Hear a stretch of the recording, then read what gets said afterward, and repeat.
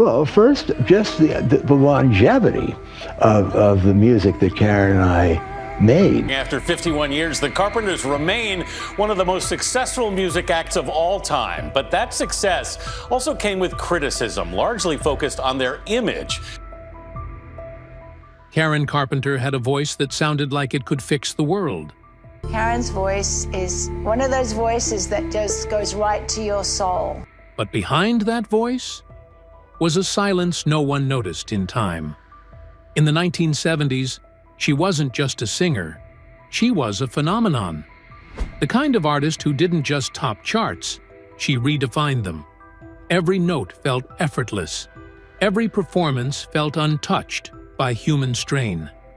And yet, the closer you look at the story behind the Carpenters, the clearer it becomes that something far more complicated was unfolding just out of sight.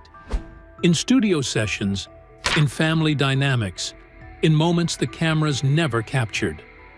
Because this isn't just about fame, or music, or even tragedy. It's about what happens when the world falls in love with a voice and forgets to ask what it costs to keep it perfect. Family creative hierarchy. To understand Karen Carpenter, you have to understand the house she grew up in. The Carpenter family lived in New Haven, Connecticut. Harold, the father, was a printer by trade, but a music lover by nature. He hung a swing in the basement so his kids could play, surrounded by the sounds of Les Paul, Patti Page, and Spike Jones spinning on the record player. Music wasn't just entertainment in that house, it was the air. But there was a clear hierarchy, and it started early. Richard Carpenter, born in 1946, 4 years before Karen, was the family prodigy. He showed extraordinary musical ability as a child, gravitating to the piano with an intensity that caught everyone's attention. He took lessons at Yale. He performed. He was the one the adults talked about at dinner. When the family made the decision to uproot their entire life and move across the country to Downey, California, in 1963, the reason was simple. They wanted to be closer to the recording industry. For Richard, the move was made to support his career. Karen was 13. She was a tomboy. She loved playing softball in the street with the neighborhood boys. She liked sports, not spotlight. And while Richard was collecting praise and encouragement from every adult around him, Karen was, by her own later admission, just kind of there. She once recalled that junior high was a waste, and that she didn't do much of anything in music until she was 16. Now here's the thing that matters. It wasn't that anyone was cruel to Karen.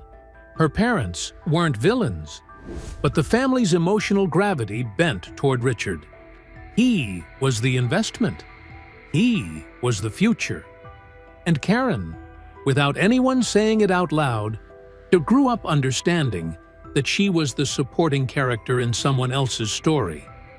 That feeling of being secondary, of being loved but not quite seen, would follow her for the rest of her life. It would shape the way she related to people, the way she worked, the way she measured her own worth. And eventually, it would shape the way she stopped eating. But before all of that, something happened in a high school band room that changed everything. Discovery of voice. Karen Carpenter joined the marching band at Downey High School in 1964.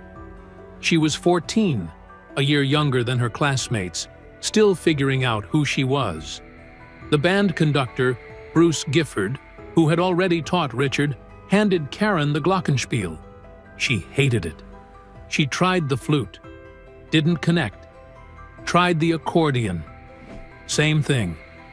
Instrument after instrument. See, nothing stuck. It was like she was searching for something she couldn't name.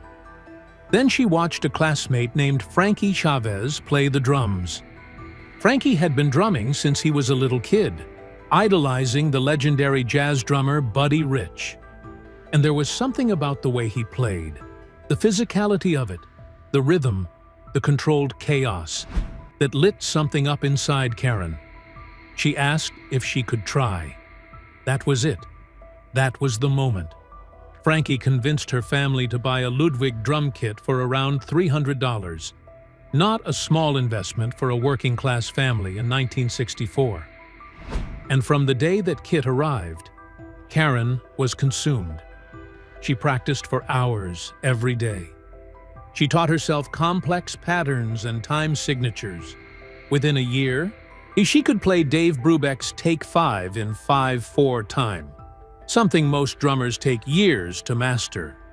She studied with Bill Douglas, a respected jazz drummer who had played with Benny Goodman and Art Tatum. She wasn't dabbling. She was obsessed, and she was exceptional. These people play rock, roll, and they play jazz, and they play blues, you name it. Right now, they're going to play Dancing in the Street. From California State at Long Beach, the Dick Carpenter Trio. Here they are. In 1965, Karen, Richard, and a friend named Wes Jacobs formed the Richard Carpenter Trio. Notice the name. Not the Carpenter siblings. Not Karen and Richard. The Richard Carpenter Trio. Even in her first band, the spotlight was aimed at her brother. But behind that drum kit, Karen didn't care about the name on the marquee. She had found her safe space. The drums were where she felt powerful, in control, fully herself. Richard himself would later say that Karen could maneuver the sticks as if she had been born in a drum factory. Buddy Rich, the greatest jazz drummer alive, would eventually call Karen his favorite active drummer. Modern Drummer magazine praised her. She was the real deal. And then something unexpected happened. During a recording session with bassist Joe Osborne, Karen tried singing. She opened her mouth, and this warm, rich, 3-octave contralto voice came out. Osborne was so struck that he signed a recording contract with Karen for his label, Magic Lamp Records. He wasn't even particularly interested in Richard's involvement. Think about that. The prodigy brother, the one the whole family had moved across the country for, was suddenly secondary to Karen's voice. But Karen didn't see it that way. She saw herself as a drummer who could also sing. She would say it plainly. Over and over throughout her career, she was a drummer who sang. That distinction mattered to her more than most people ever understood. Rise to fame.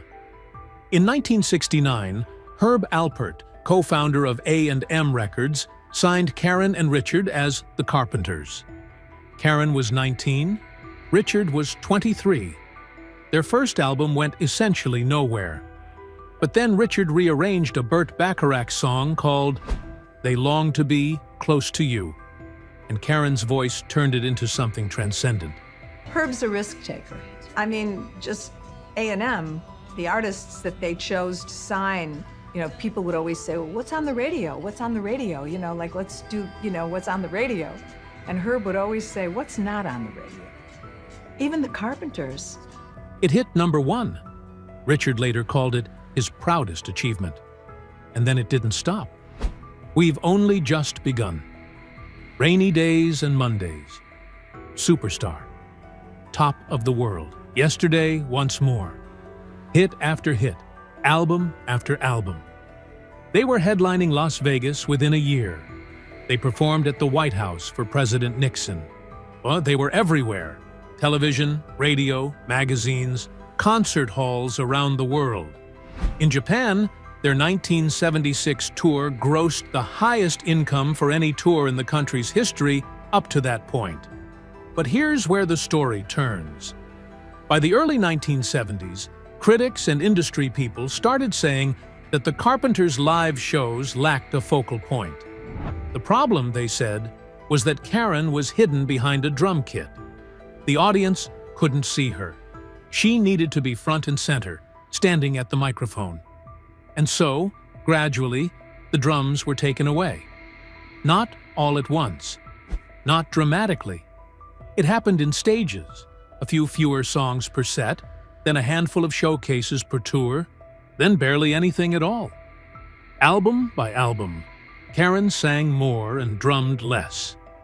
By the mid-70s, she was primarily a vocalist who occasionally sat behind a kit for a couple of songs.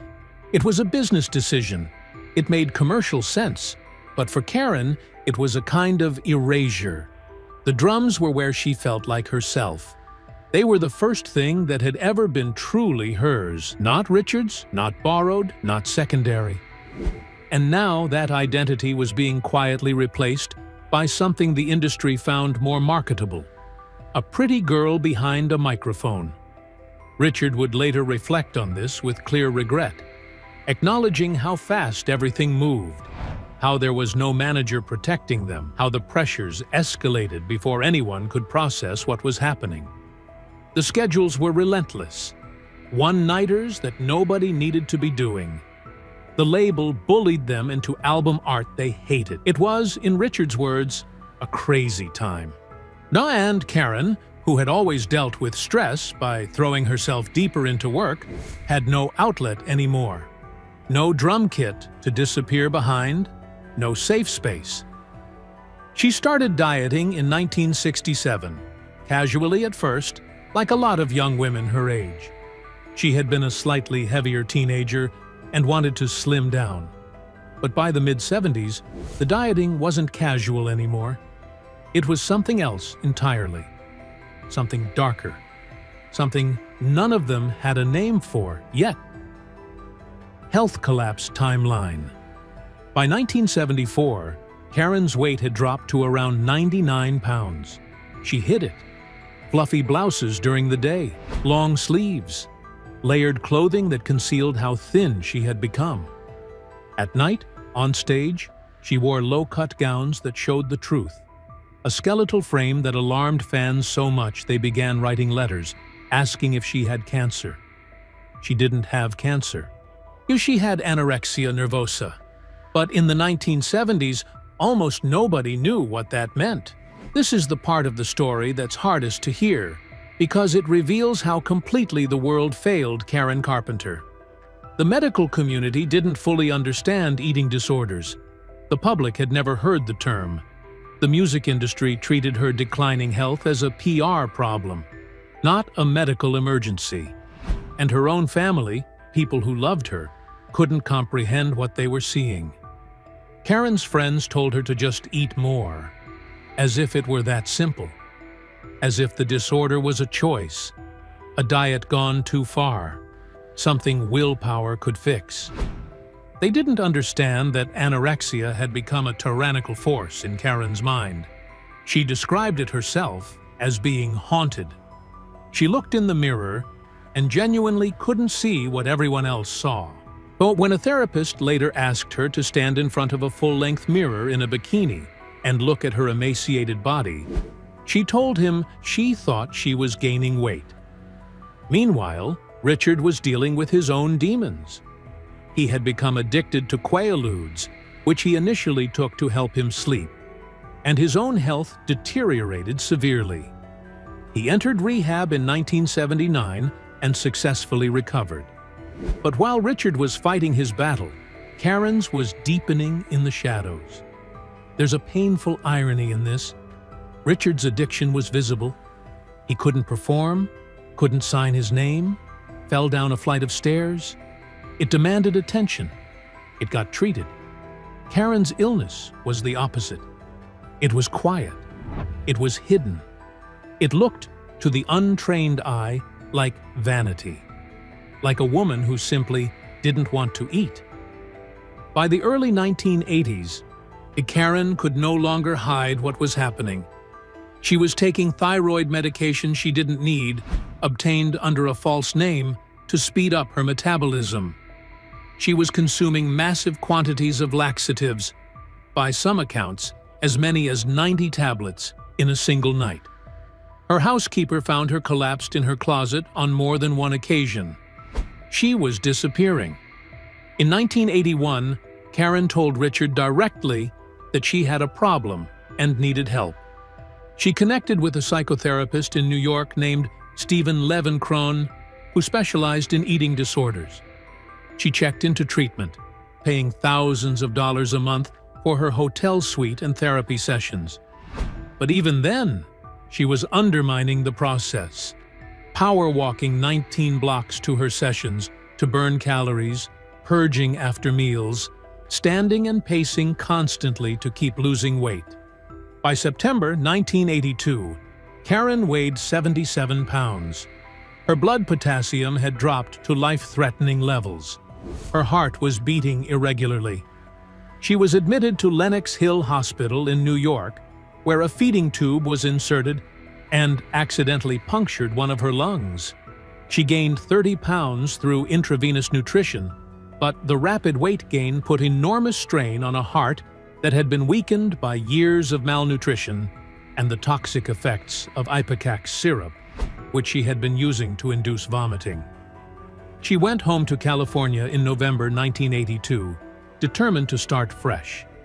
She wanted to make a new album with Richard.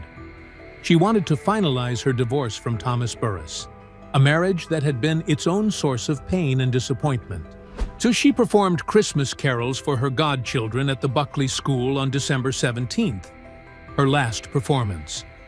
She made her final public appearance on January 11th, 1983, at a gathering of Grammy Award winners. 24 days later, on the morning of February 4th, 1983, Karen's mother Agnes found her collapsed and unresponsive on her bedroom floor. Paramedics rushed her to Downey Community Hospital. The emergency team spent 28 minutes trying to revive her. At 9:51 a.m., Karen Carpenter was pronounced dead. She was 32 years old. According to the family attorney, Miss Carpenter spent last night at her parents' home in Downey. She got up this morning and made coffee, then went upstairs to get dressed. When her parents didn't hear any noises from her, they ran up and found her lying face down on the floor of her bedroom. The autopsy would reveal that her heart, ravaged by years of anorexia and the toxic substances she had used to control her weight, simply could not keep going. Richard Retrospective Truth. For years after Karen's death, the conversation around her was simple and sanitized. A talented singer, a tragic illness, a cautionary tale. But Richard Carpenter knew the story was more complicated than that. And over time, in interviews and reflections, he began to say what he couldn't say before. He talked about the medical establishment failing her.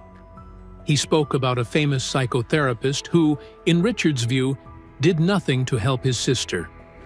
He expressed regret about the pace of their career, the relentless touring, the one-nighters, the absence of anyone in a management role who could have slowed things down and protected them.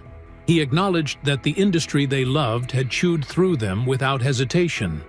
But perhaps most painfully, Richard addressed the family dynamics, the emotional landscape of the Carpenter household, where affection flowed unevenly, where Karen's needs were often secondary to Richard's career, where the mother's apparent inability to express warmth left lasting scars. All of it fed into the conditions that made Karen vulnerable. A biography by author Randy Schmidt would later describe how Karen was deprived of her mother's affection from a young age, and how any mention of these family dynamics was deliberately excluded from the CBS documentary about Karen's life, because her mother Agnes refused to let the family be portrayed in a negative light. Richard kept a photograph from the 25th Grammy Awards ceremony, taken just 24 days before Karen died, on a table in his Los Angeles home. In it, Karen smiles alongside other music legends. She looks thin but composed. You would never know, looking at that picture, that you were looking at someone who had weeks to live. Richard has said that Karen would have been absolutely fabulous had she lived, that they would have made hundreds more recordings together, that what he misses most isn't the fame or the records, it's the music they never got to make. And when he talks about what went wrong, truly wrong, it always comes back to the same thing. Not the disease itself, but the silence around it, the confusion, The era's total inability to recognize what was happening, even when the evidence was standing right there on stage. 80 pounds and shrinking under the spotlight. Richard didn't stay silent all those years because he was protecting himself.